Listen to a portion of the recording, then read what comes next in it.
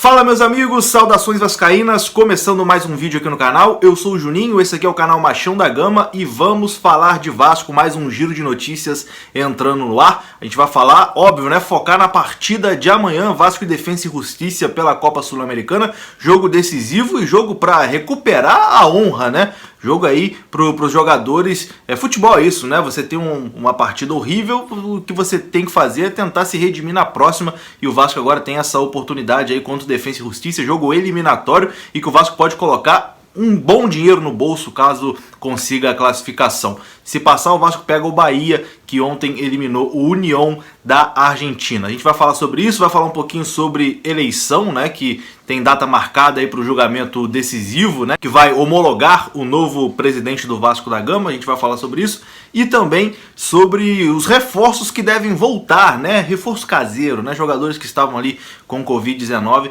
e que vão estar à disposição para o jogo de amanhã contra o Defensa e Justiça. Então é isso, rodou a vinheta.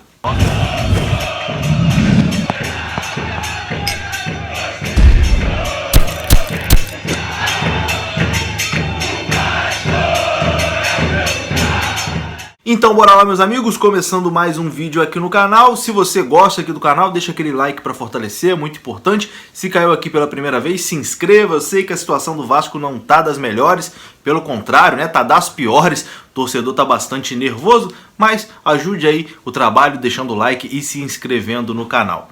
E futebol é uma coisa muito doida, né, cara? Porque a gente tá aqui pé da vida, tá todo mundo nervoso, chateado, bolado com o Vasco.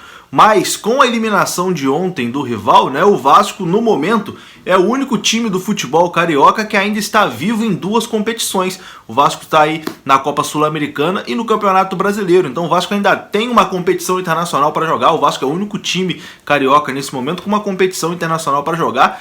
Tomara que consiga se manter amanhã, né, nessa partida dificílima aí contra o Defensa e Justiça. Aliás, dificílima por conta do Vasco, porque o Defensa e Justiça nem é lá aquelas coisas.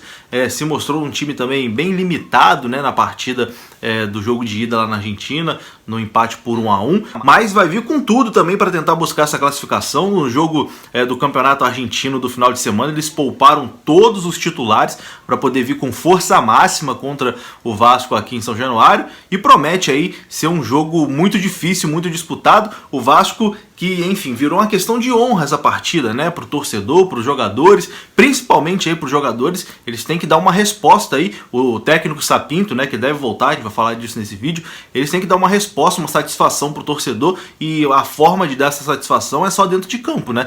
Vão ter que vencer essa partida aí, se classificar, se possível jogar bem. O torcedor também está carente, precisando de uma boa atuação. O Vasco vem jogando mal há muito tempo, né? Então precisa de uma atuação convincente para o torcedor voltar ali a ter aquela esperança. Então é aquela partida realmente para recuperar a honra, para recuperar a confiança. Bom, e como eu já disse na abertura, o vencedor do confronto entre Vasco e Defensa e Justiça da Argentina vai pegar o Bahia, que eliminou ontem o União de Santa Fé da Argentina e já está garantido aí nas quartas de final da Copa Sul-Americana. O Vasco, que nos últimos anos não vem dado assim muita sorte, né, nos confrontos com o Bahia.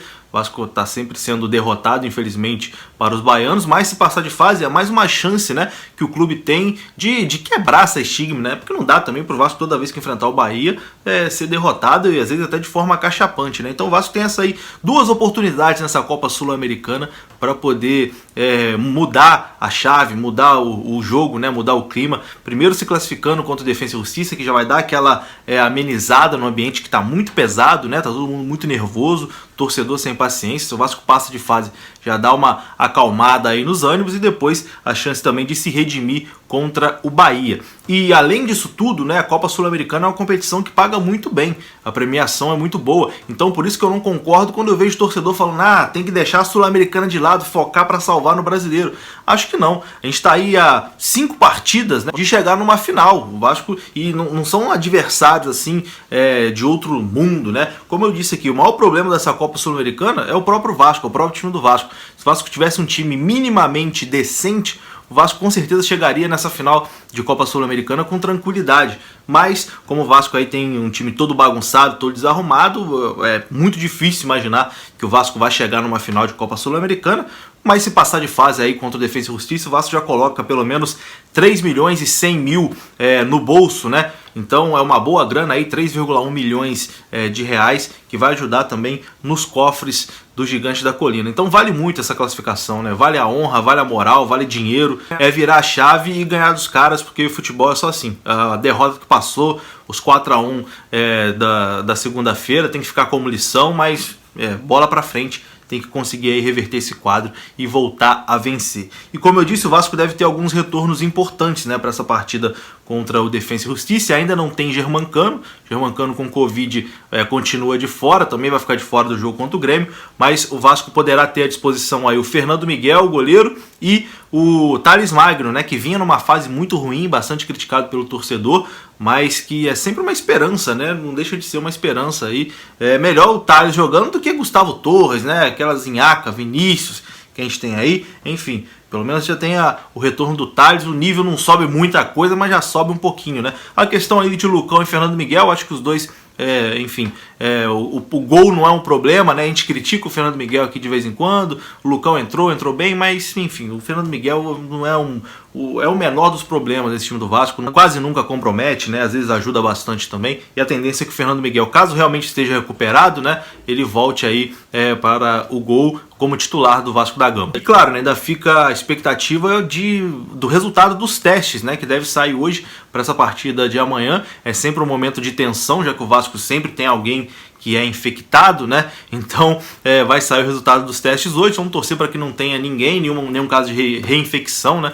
E que o Vasco não tenha desfalque para essa partida importante de amanhã. Quem também já voltou a treinar à beira do campo e volta para essa partida contra o Defensa e Justiça é o treinador Ricardo Sapinto. Ele vai comandar na beira do campo, né, nesse jogo eliminatório aí de Copa Sul-Americana, que já está também, com a corda no pescoço. Então uma oportunidade do Sapinto conseguir, vamos dizer assim, um respaldo a mais para o seu trabalho, porque com uma eliminação aí, ele vai ficar ainda mais pressionado. E aí eu já diria que se joga contra o Grêmio e acontece uma tragédia, uma derrota acachapante, com o Vasco sem conseguir jogar, a situação dele vai ficar bem delicada aí no comando do Vasco, né? Então essa partida também vale uma sobrevida aí para o Ricardo Sapinto. Mas a gente vai falar mais sobre o jogo ainda até amanhã. Amanhã tem pré-jogo aqui.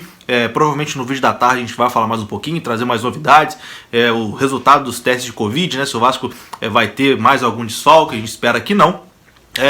E é isso, vamos mudar o assunto aqui agora e vamos falar de eleição, né? Que é muito importante também. O Vasco vive aí esse imbróglio, né, de não saber o que vai acontecer e tal. E o julgamento que pode definir a eleição do Vasco está marcado para o dia 17 de dezembro.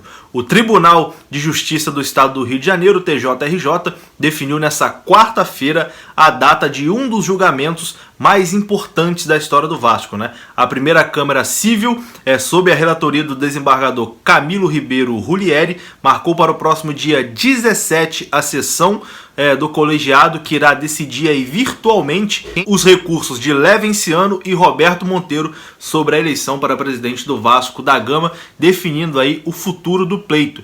E eu, assim, na minha visão, quem o colegiado decidir validar a eleição, confirmar, né, a validação da eleição do dia 7, onde o Leven foi o mais votado, eu acredito que quem sair como vitorioso aqui nesse julgamento vai ser realmente o presidente do Vasco, porque logo depois o judiciário entra em recesso, né, e a posse do novo presidente do Vasco é no dia 19 de janeiro. Então não daria tempo ali de mais recursos, de tentar derrubar coisa e tal. Então acho que o que for decidido aí nesse julgamento do dia 17 será definido aí o futuro, né, do Vasco da Gama. E é isso, eu vou ficando por aqui. Deixa aí seu like, se inscreva no canal, deixa aí o seu comentário, participe aí, mande no grupo de WhatsApp para seus amigos. Tamo junto, saudações vascaínas, até a próxima.